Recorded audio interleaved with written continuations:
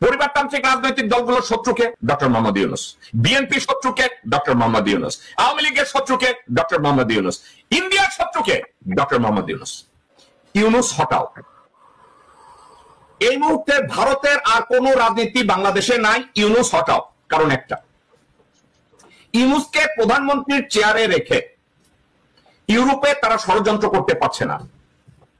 ইউনূসকে তারা প্রধানমন্ত্রীর চেয়ারে রেখে তারা আমেরিকায় কোনো ষড়যন্ত্র তৈরি করতে পারছে না, সাউথ আমেরিকায় কোনো ষড়যন্ত্র করতে পারছে না, মিডল ইস্টে কোনো ষড়যন্ত্র করতে পারছে না।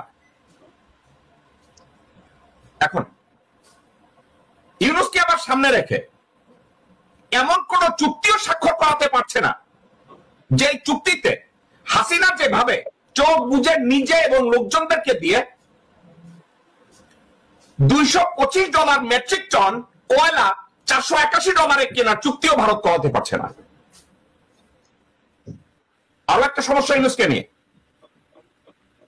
চারিদিকে বাংলা ভাই বানাইয়া পাতানো জঙ্গি তৎপরতা চালিয়ে বেগম জিয়া অথবা হাসিনাকে থামানো যেত যে চায়নার সাথে যাইও না, কিন্তু ডক্টর ইউনূস এমনই মাথা ভাঙ্গারে ভাই, নোয়াখালীর ভাষায় কইতে হয় কোনো কিছুতেই কাম হইতো না।